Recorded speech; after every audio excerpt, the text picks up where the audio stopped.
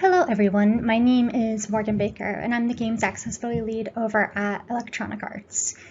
Saying that sentence out loud is wild considering my what kind of feels like turbulent journey. Here I am helping lead accessibility in games for my community, something that I never thought could happen. It's kind of like a dream come true, but only kind of.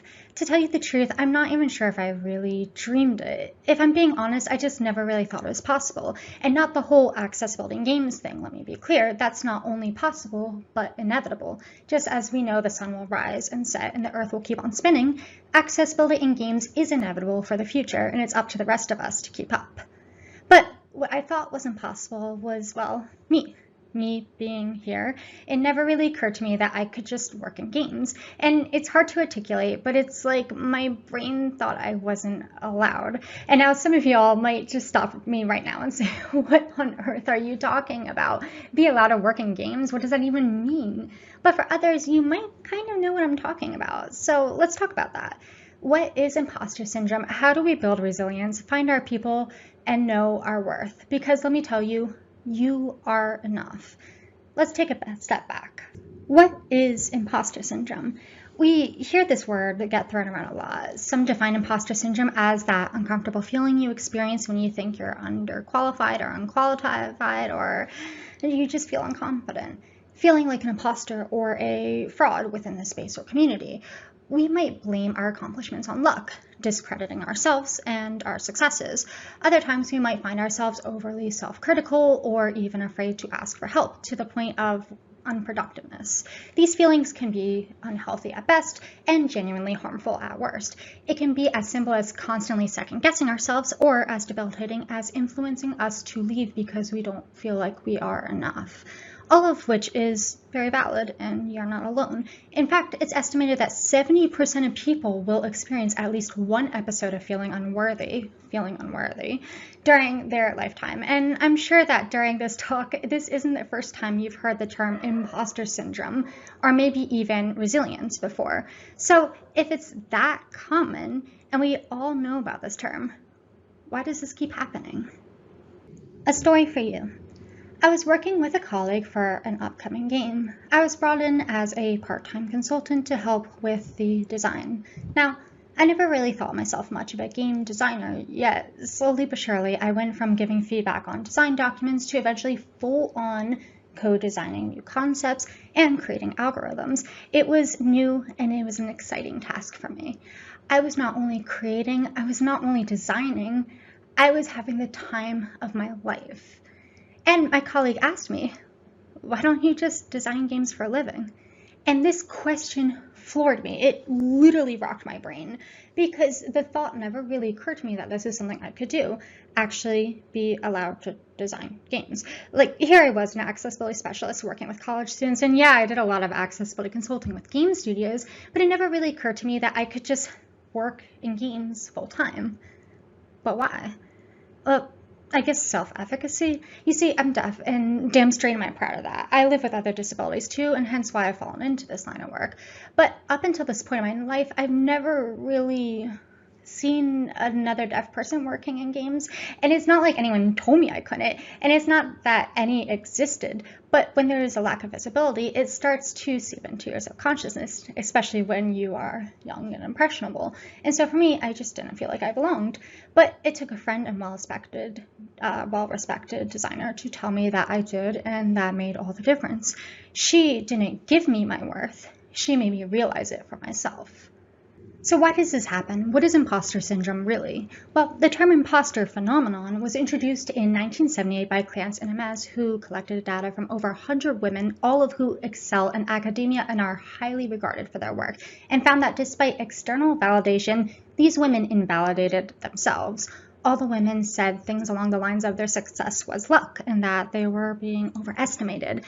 But wait, that means that imposter syndrome was originally used to describe minorities within majority spaces. Granted now, the study could have easily been built to be more inclusive, accounting for topics like race and class and so on, but still, imposter syndrome was originally coined to describe bias and exclusion. It's about a sense of belonging, and this fact blew my mind because I've always assumed I was the problem. It's me, myself, and I. But in reality, our environment and space can equally perpetuate this lack of belonging and self-doubt. Not only do we need to understand that we are enough, but our spaces need to catch up with that sentiment too. And for me, everything just kind of clicked. A story for you going even further back to the beginning. When I was fresh out of college, I applied to the game studio of my dreams. I applied to a bunch of other non-game roles as well, but I decided to shoot my shot at this company. I adored it. It was close, seemed friendly, and it was hiring. Why not? And in my final interview, that's right, my body radiating with excitement because holy crud, I made it this far. The hiring manager asked me, "You're great, and we'd love to have you, but how do you plan to deal with the deaf thing?" And he gestures to his ear.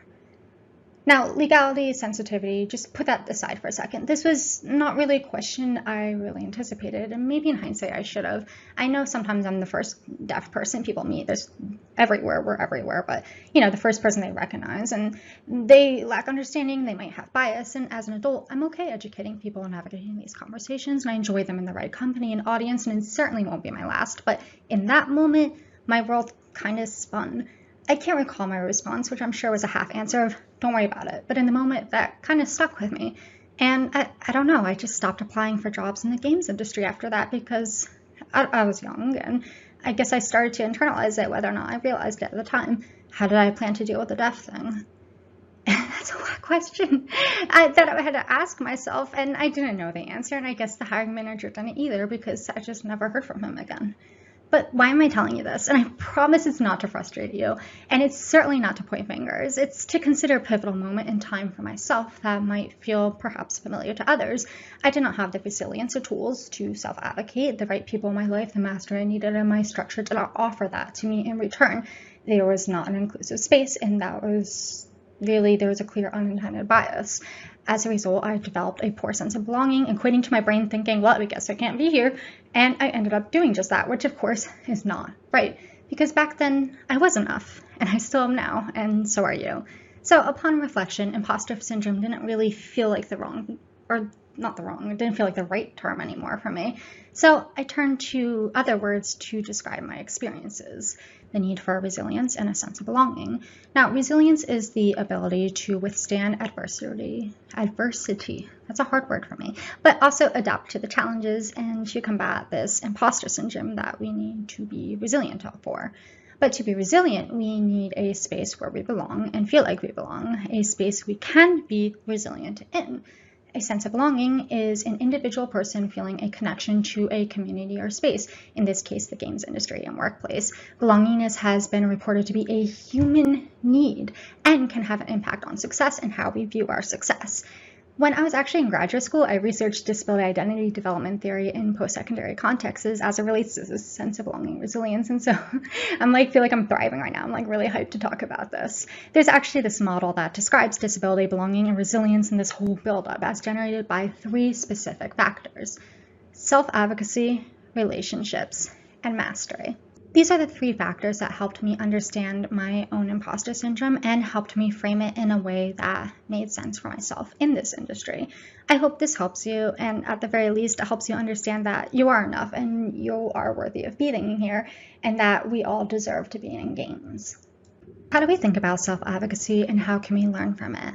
Well, self-advocacy means our ability to advocate for ourselves to better succeed in the industry, taking into account how receptive the industry is to our self-advocacy, because you can't advocate to a brick wall, right? So it has these 2 sides. You must effectively communicate our needs and, interests, but our allies and spaces must be equally willing to learn and support us. This involves us diving into understanding ourselves, becoming more self-aware. As someone who is deaf, what do I need to succeed in this hearing-dominated industry? What are my rights? What are my abilities? How can I convey these, especially when mitigating unintended bias or worse, ableism? And at least for myself, reminding myself that I'm still worthy, even if I need advocacy more than others. But we also need to be in a space that is receptive and open to self-advocacy as well. People who will listen to our advocacy, amplify us, and advocate when needed and with consent. As someone who is deaf, people will often speak over me. I can self-advocate to have myself heard, but it sure helps to have an ally there to help me too. But let's admit it, self-advocacy is frustrating. Why should we have to do it anyway? And I won't lie to you, it's kind of unfair sometimes. Every day, though, I tell myself that self-advocating for myself now means less people in the future from my community will need to later. But still, it is exhausting, and we can make self-advocacy easier for those around us. The other day, I turned to my coworker and said, I'm having a really bad hearing day. My tinnitus is acting up. My head feels woozy. And she turned to me without missing a beat and said, no problem. What can I do to make it easier? And it was such a simple statement. But of course, here's the test.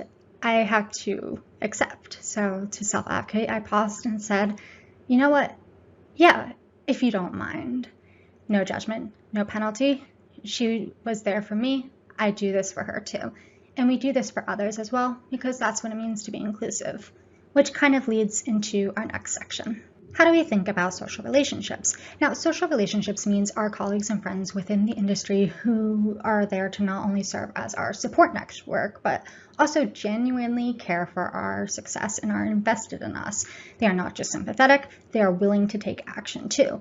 We find our people, friends to vent, peers we can relate to, colleagues who we can talk to about work problems. These are people who want to uplift you and see you shine, and vice versa, of course. It can be a peer, a boss, a mentor, a friend, or some sort of combination of them having that more than one role or having many people there.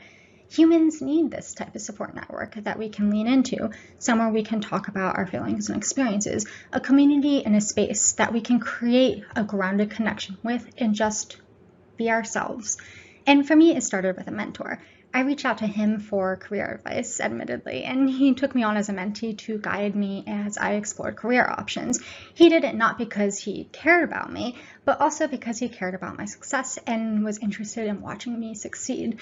I was able to talk about advocacy with him, my experiences with no judgment, and he offered me advice and support. He empowered me in ways I didn't think was possible, and he helped me hone in on my strengths, understand my weaknesses. He made me identify and understand my goals and what I'm capable of. And more importantly, he made me realize I am worthy, that I am enough. And without him, I wouldn't be where I am today. But of course, my community grew and has now become my rock, with honestly too many names to list. But if you're looking to build social relationships, there's many ways you can do it. Twitter has an extremely active community. Attending conferences like this one is a great.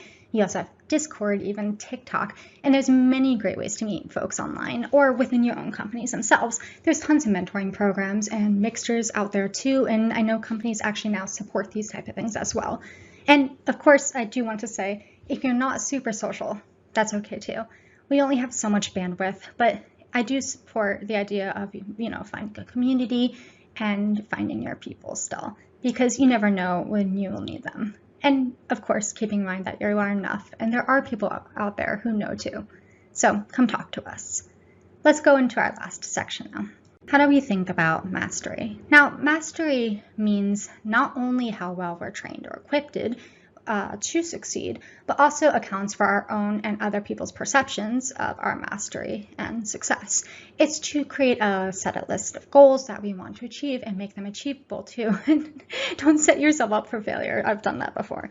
But for me, my goal is to, for example, empower game developers so that they can make games accessible to gamers with disabilities. So list your achievements, and also too, archive your wins. I actually have a document inspired by Tara from Xbox over at Microsoft, and that lists all my wins, that whether they be like big or small, like really tiny moments that I'm just really happy about, all the way to like big things that I've succeeded in. Anything that just kind of makes me happy and feels like that I was actually, showing off my mastery and my goals. So like, for example, I had one developer express how happy she was that she had an accessibility lead because into Lucy Clue, it just felt good for them to have someone who's an accessibility lead who has a developer background, but also has disabilities and kind of just gets it. And for me, that was a huge win moment, because that's exactly why I'm here and why I'm doing what I'm doing. So it doesn't matter how big or small, what type of success it is, so long as it's success and mastery for you. So mastery means embracing and recognizing your own strengths,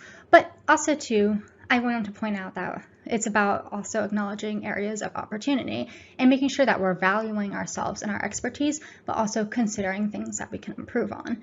But this also means we need to create an industry that does the same and recognizes and respects the mastery, especially for those with diverse backgrounds. I can't tell you how many times I've seen an accessibility specialist who also happens to have a disability discredit themselves because they're like, I don't have an award or a degree.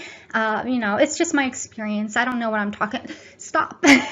You are enough. You know exactly what you're talking about. You are an expert. You are a master of your experience. You don't need that stuff like a degree or whatever. You are a master of your experience, knowledge, and work. You are enough. And that's why I'm actually really happy to that GA conference, recognizes full-timers as they come up, as well as we take the time to celebrate folks who are in this community. And also, of course, I'm thrilled to see more accessibility awards popping up too, because we deserve to be recognized. And, it's about time the industry does so. Key takeaways then to wrap this up for you. People, especially those with disabilities, feel like we don't belong in the games industry because historically we don't. Let's be honest. And that's why we experience imposter syndrome. And as an industry, we can do better. Let's do better because people deserve to be here. Really.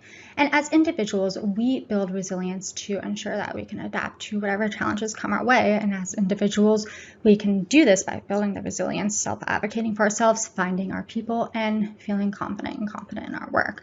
But as an industry, we need to improve sense of belonging and inclusion. We need to be receptive to self-advocacy, creating spaces where people can safely advocate for themselves. We need to create a culture that values and supports one another and encourages continuous learning and unlearning. And more importantly, we need to have an industry that respects expertise and celebrates our successes. Only then, as a whole community, can we defeat this imposter syndrome, because we are all enough. You are enough. If you'd like to connect with me, my Twitter handle is @momoxmia and my website is leahybaker.com. Thank you so much and enjoy the rest of the conference. Take care.